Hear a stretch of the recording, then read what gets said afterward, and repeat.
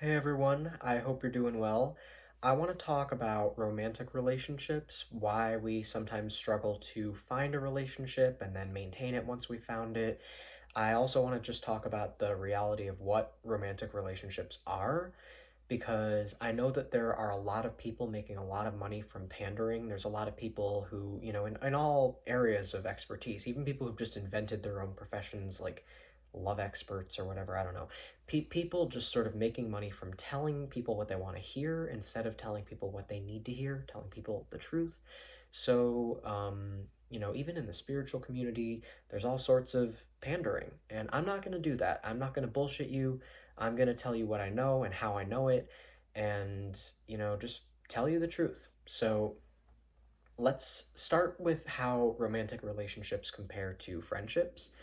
I think a very important thing to keep in mind is that some relationships are actually better as friendships. And it doesn't even necessarily mean that it wasn't supposed to be romantic at one point. Maybe you had a romantic connection with someone and you eventually just realized that you function better as friends.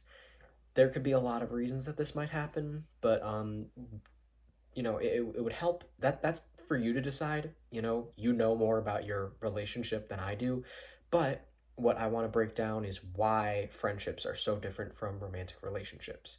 So when you are romantically involved with someone, everything that person does is going to matter so much more, because the way that we view romantic relationships is sort of like another half of yourself, everything that it's like having a partner in life, like someone in the passenger seat in the car with you, helping you navigate where you're going. And it sometimes almost feels like they have a steering wheel too. Like you're in the same car and you both are sitting next to each other and you both have a steering wheel. And you better hope that they're jerking their wheel in the same direction as you, otherwise your car's going to split in half. You know what I mean? Like it's it's important to be on the same page, because that's sort of what a relationship feels like. And there are situations where you might find yourself maybe having a crush on someone, or you actually end up in a relationship with that person, and the reality of that person ends up differing from the fantasy that you had in your head, the idea of who they were supposed to be. That is often what happens. So love is supposed to be, ideally, unselfish. It's supposed to be loving someone for exactly who they are and being willing to let them blossom into whoever they are meant to be. But love can often become selfish, because what we do is we become so infatuated by someone, so attracted to someone, that we sort of create an idea in our head of who we think they are or who we want them to be. And that's because we're trying to make them, who we want them to be. Sometimes we just find ourselves so infatuated by someone that we are okay with whatever they are, and we might even find ourselves compromising our own interests to fit theirs. Maybe they're interested in a lot of things that we have no interest in, and all of a sudden we're doing those things just because they like them. Or maybe it's the opposite. Maybe they're doing these things and we're trying to stop them, and we're like, no, you shouldn't be doing that, or it could go either way. But regardless, there's a bit of a disconnect there. This is an example of someone who might be better off as a friend. If you are really that uncomfortable with the differences that you have, you can still have a great friendship, because in friendships you don't care. You're not driving the same car, you're not next to each other. You guys have your own lives, you guys have your own cars, but you can roll down the window and yell, to each other. You're there for each other. And sometimes friendships can be so much more powerful than romantic relationships. A perfect example of this, if you've ever seen the movie Beaches, it's from 1988, I think, with Bette Midler and Barbara Hershey. They did a remake of it in 2017, but it was just a made-for-TV movie. It wasn't as good. But the original was a perfect depiction, and it was based on a book, which most of the best movies are based on books. But it was a depiction of friendship, and it even showed some romantic relationships in the movie. But ultimately, it was about these two friends, and it showed how that can be a much more dynamic and powerful kind of relationship. So, I think when we put someone on a pedestal in that way, we think, oh, they have to be perfect. They have to be exactly who we want them to be. It's not really a fair position to put them in. You may have a crush on someone and then find out who they really are, and go in one of two directions. Either you're going to be very put off by it and very depressed because all of a sudden you feel like the fantasy that you had of what the relationship would be like is breaking apart, or you could just cling to it even harder and compromise your own self to make it work. And it really isn't supposed to. So that is a very important thing that isn't talked about enough, is when to just let it go. Don't keep clinging to it. People, I think, spend too much time and energy focusing on what they want, sort of making things come to life. Something that I can relate to is, being afraid to test the reality of something, sort of like, you know, if you try it and it doesn't work, that's almost worse than not trying it and maybe it would work. Sort of like if you get a lottery ticket and you don't scratch it, because then there's no way to prove that it isn't a winning ticket. You know what I mean?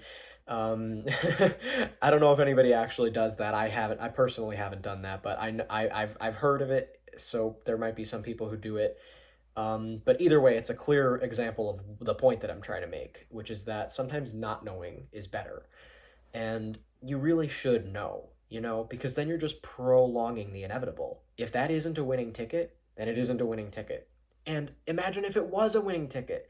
Think of how much you're missing out on, all those years that you spent not scratching it just because you didn't want to, you know, ruin the possibility that it might be a winner. And you could have had those thousands or millions of dollars, but you just did not want to scratch that ticket because you didn't want to take the chance that it wasn't. What if it is and you're missing out on all that money? Or what if it isn't and you could be moving on to something else? That's where the issue lies, is when there's this fear that you don't know. It's sort of like the devil, you don't know what else there is to move on to. You're just scared to let it go. And we really need we need to conquer this, because we are afraid to let things go in a lot of areas, not just relationships, but let's move on to the next topic. So why I think that could largely fall into why are relationships hard to get into. So why don't they last? This is another thing. Not everything is supposed to last. I think if you think in the spiritual community, there's a lot of talk of twin flames.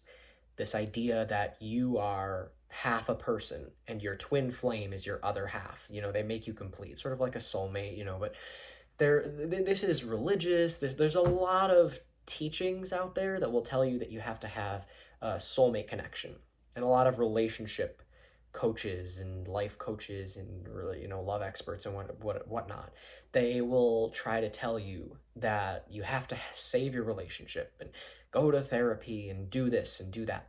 Not everything can be saved and even is supposed to be saved. Some things are, it's almost like if you go in the fridge and you see something that's well past its expiration date and you just don't want to throw it away because, I don't know, maybe there's a lot of it and you just feel guilty wasting food, but it's already past its date anyway. It's garbage regardless of whether or not you eat it. And if you eat it, you're gonna be on the toilet for a while. You know what I mean? It's not gonna end well for you either way. So don't do that to yourself. But there are people who will eat that expired food because they just will not throw it out. And then they're throwing up and they don't know why. Like, I'll tell you why, You were not supposed to eat that. And it's the same thing with relationships that are just expired and people don't want to admit it. People don't want to admit when their job is no longer where they're supposed to be. And it doesn't mean that you were not ever supposed to work there. I have had situations in my own life where I know I worked at places I was supposed to work at. I had relationships I was supposed to have, and they ended. Just because they ended doesn't mean that it was a mistake. It just means that, it served its purpose. Its time ran out. I learned what I needed to learn from it, or the other person learned what they needed to from it. The work was done, and that's it. That's kind of how life works. You do your work and then you move on to the next thing. Nothing is really supposed to last for eternity, because we have eternity and we have to fill it with smaller things that end. If you're just doing one thing for eternity, I mean, something about that just doesn't sound right to me. But, then again, you don't have to believe that there's eternity. Maybe you believe that as a human being, you are your body and you're your consciousness is connected to your brain, so when your brain dies, you die and you don't exist anymore after you die. That's fine. I'm not going to use this video to try and convince you that there's life after death or anything like that. You can believe what you want to believe. But if that is the case, even still, you have to acknowledge that in everything in existence, in the universe, comes in cycles, things end. Nothing is really supposed to last forever. And you don't want to, especially if you really think that, this is all you have, that you're just going to stop existing when you die. You definitely don't want to waste any time indulging in something that is no longer beneficial in any capacity, because that's not healthy for the other person, and it's certainly not healthy for you. You don't want to be held back by someone who isn't going with you anymore. And let's say, this is the biggest problem that I have with twin flames. Let's say that your twin flame, the person, your other half, the person that you are always going to be incomplete without, the only person who will ever really feel like your soulmate, the person you're supposed to be in a relationship with. Let's say that that person is great for you for a couple minutes, and then some time passes, and maybe you continue evolving and growing and adapting and, just growing as a human being on the planet, and they stagnate. Let's say, for example, they start using drugs and, drinking, and they go down a path of addiction, and they spiral so far down that path that there's no chance. There is no way. You're not. They become violent. They become dangerous. You don't feel safe sleeping in your own house at night because they could become hostile. Maybe they become severely mentally ill. Maybe they become like, maybe they actually could kill someone. Maybe they die in a car accident. What do you do when your twin flame dies before you do? Do you just have to be single and sad for the rest of your life because you're now half a person? See, this is why it's such a broken concept. The truth is that you are a whole person. You don't need anybody else to complete you. That's it. You are the whole you. And someone else is supposed to just be helping you along the path, living life with you, not to complete you. And that creates a really unhealthy codependent issue where you're sort of like, you don't know who you are without this person. People can become very needy, especially in male and female relationships. The opposite sex relationships are like the most unhealthy relationships I've ever seen.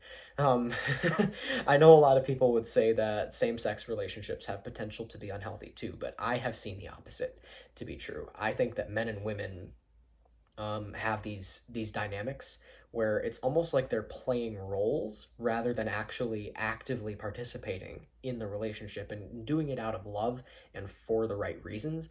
It's sort of just like they're doing what they think they're supposed to do. A lot of people get married for the wrong reasons too. It's like, oh, I've reached this point in my life, it's just what's next, I'm supposed to do it. People get married because they want a house, they want kids, they want to, they want a baby, they want all these things. And it's like, you can have these things without a relationship. There are tons of ways to get pregnant and give birth without getting married or finding a partner. You don't have to rush these things and force them into place because there are other unrelated things that you think are related, and you're really just cramming it all into the same thing. That's not healthy. That's not You can't force things into place like that. And think of what you're doing really if you're forcing it so far into place that now you've locked yourself into a situation with someone who you felt like you picked because you wanted something unrelated to that person. You wanted a house, you wanted a baby, you wanted this, you wanted that. Um, that's not fair to that person.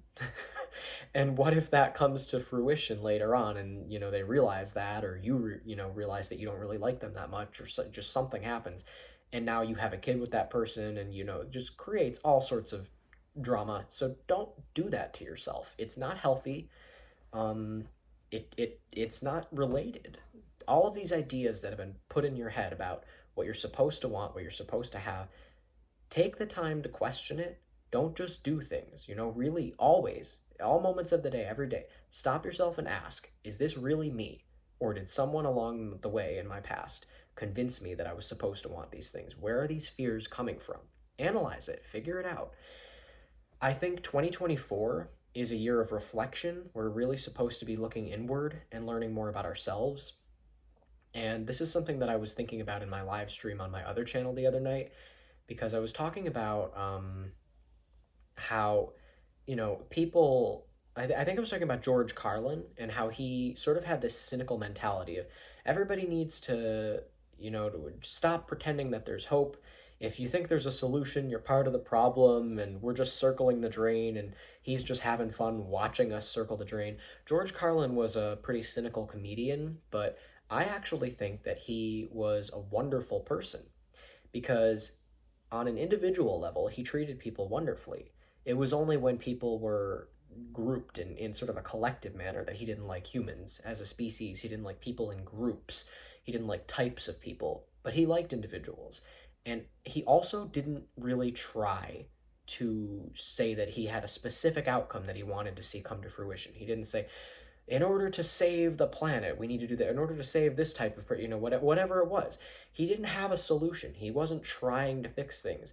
All he was really doing was sharing his observations, trying to make people laugh, trying to have a good time himself, and just, enjoying the world. He worded it like watching the freak show of humanity.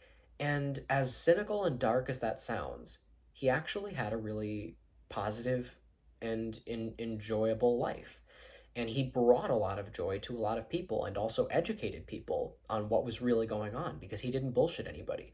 The reason that he was able to not bullshit anybody was because he didn't have his ego in the way. His ego meaning, a personal goal or agenda about how he thinks things ought to turn out. He wasn't trying to control anything. He just sort of said, it's going to be whatever it's going to be. I don't care how things turn out for us as a species. I don't care if we go extinct. I don't care if we figure this out and we're fine.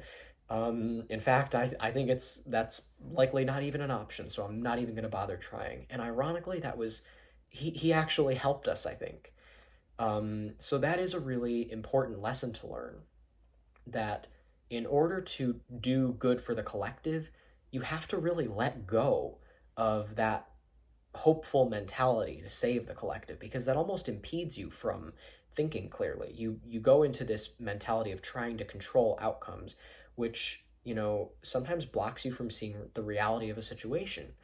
And I think what we could all benefit from is if we all look inward and figure out our own problems on, like doing shadow work in a spiritual sense, or just, therapy. Figure out what you have going on. Face your demons, just face yourself. And then you can be in a healthier situation to interact with other people. And you can't really expect to do the latter without doing the former. You have to start with yourself. So make 2024 a year of reflection, looking inward, trying to figure out who you really are and who you want to be. Then you will find healthy interactions with other people and relationships. So do not expect a relationship to last forever. That's not realistic.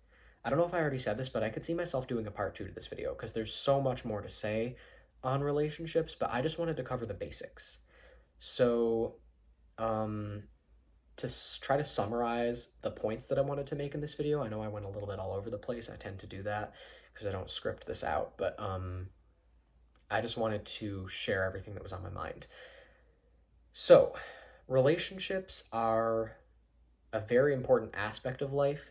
How we relate to others, obviously, is important, because if we were the only beings in existence, if we weren't sharing a planet with billions of other people, if it was just you, it would all seem kind of pointless. I think it would be good to just sort of think about that too, though. Think about who you really would be if there was no one else in existence. That's like, think of it as like homework. Take some time to imagine if you were the last person on Earth. What would that mean for you? How would that liberate you? What would you feel like you could do if you had that freedom to just, nothing matters anymore? Everyone else is gone. It's just you. You have the world is all for you. It's your oyster. You can do whatever you want, and nothing will matter. There's no one to arrest you, no one to yell at you, and no one to hurt. So your actions literally have no consequences because there's no one you can cause harm to but yourself. So think about that. Take some time to imagine what that would mean for you, and hopefully that can help you sort of break down some of the things that have been put into your head about some false ideas of morality and roots of fears that you have that are preventing you from living an authentic and healthy life. So, um,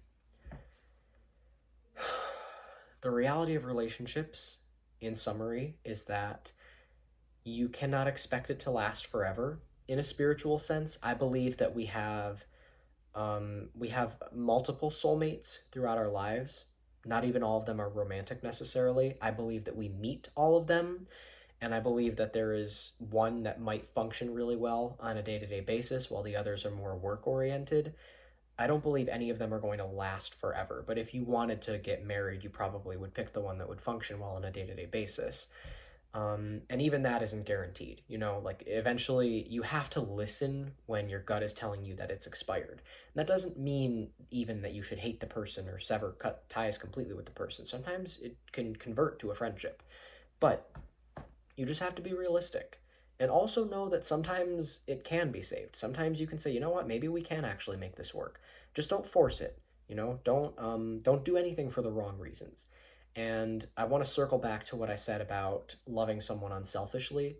I had a relationship where I had an idea of who I wanted the person to be. And when we broke up, I was initially okay with it, and then I thought about it, and the pain started kicking in of realizing what I was losing, because we did have something really dynamic and beautiful, and unfortunately, it was just expired. But I I was in a lot of pain for a couple weeks, and when I finally started to remember, to love that person unselfishly and realize that in order for them to be truly happy, I needed to let them blossom into who they truly were and not who I wanted them to be. I realized that that was love, that I was loving them as they were and not trying to control them. There was no fear, there was no ego. And that actually made me feel better. It was like I was releasing them, sort of like like a butterfly, like they're like, oh, if you love someone, let them go. And, I wouldn't say if they come back to you, it's meant to be, or however the hell you end that statement. If you love someone, let them go. End it right there. If you love someone, let them go. That's the whole thing. Because the truth is that you should never be holding on to someone or trying to prevent someone from going wherever they're going. If you love someone, let them go. And if you just go in your direction, you may notice that you guys just happen to be going in the same direction. We need to stop thinking of each other as like holding, I gotta, if it'll come back to me, it's not about you. It's not about coming back to you. You guys are just going in the same direction. You can hold hands, you can keep going in that direction, but don't hold each other back. Don't, um, don't think of it in a selfish way. Don't be clingy, don't be needy. You are okay on your own. It really bothers me when I hear people say that they don't know what they would do without the other person, or that, I can't imagine my life without this person. You have to be able to, because you might not always have that person. Nothing is guaranteed. Life is full of random events, and those events are meant to teach us how to be more comfortable with ourselves. We can't be enabled, we can't just get so comfortable in patterns that we forget how to, learn the lessons that we need to learn, because it empowers us. We learn how to feel more, I don't know, whole and in control of ourselves. And when we say that, we don't want change, we just sort of like don't want to be challenged. If you just always got everything you always wanted, you wouldn't learn anything, because you're not being challenged in any way. So nothing is growing. It's sort of like you can't expect to get muscles if you're not doing any exercise. So, you gotta lift weights if you want muscles. And, if you don't want muscles, fine. You're just gonna sit there and you're just gonna look scrawny and, kind of not really be able to do anything. And then nobody's gonna feel like you're any use to them, because you're basically just sitting there needing everyone to do things for you. You become a drain on other people because you're not doing your work. Therefore, other people are gonna either have to do it for you, or they're just not going to, and then your work isn't going to get done, because if you're not doing it and no one else wants to do it for you, you're just going to sit there and fester, and that's on you. You have to carry your own load. That's really what it comes down to, is being able to do your own work. And that does come from love and compassion for others, because if you don't do your own work, someone else has to. And if no one else wants to, which is the healthy thing, you shouldn't do someone else's work for them, ever. That's not good. People need to learn how to take care of themselves. People need to learn to speak up for themselves. If they don't know how to ask for help, that doesn't mean do it for them anyway, Because what is that enabling? That's enabling them to not learn how to ask for help. If they are really uncomfortable doing something themselves and they don't know how to ask for help, they need to learn that lesson. Don't step in and do it for them. No matter how bad you feel for them, it's enabling and it's actually making things worse for them and for yourself, because eventually you're going to resent them for always having to do their work. So don't do that to yourself. It's not healthy. Stay in your lane, do your own work, don't do someone else's work. And when other people are being healthy and not doing your work for you, and your work isn't getting done, no one's going to be around you. You're going to be alone. And you can clean it up. You can pick up your own work. It's going to be a big pile up. It's not going to be fun, but you can always decide at any moment to do it. You just don't want to let it pile up. So don't think of yourself as a victim. Don't make a bigger deal out of it than it is. Just do your work, trust that you can, and know that when bad things happen, you can always alchemize it and transform negative into positive and find a way to look at it in a way that can help you to grow. Because it's not to say that there aren't attacks, that sometimes shitty things don't just happen, because there are people who just attack you. And I'm not telling you that that person was trying to teach you a lesson, but that doesn't mean that you can't learn a lesson from it. So, you know, protect yourself. If someone attacks you, maybe use it as a way to learn how to protect yourself better, how to in the future make sure that that doesn't happen again, or maybe have more empathy for other people who've been attacked and help them out. There's a million ways, just as an example. There's a million ways you could do this, but in the context of not wanting a relationship to end, think of how helpless that makes you feel, and the burden that puts on the other person to feel like they are now responsible for your well-being. They don't have the freedom to leave you if they decide that that's what's best for them, because then you'll be screwed. So that's not a fair position to put someone else in. That's not unselfish love. That is selfish. And that's a perfect example of not carrying your own load.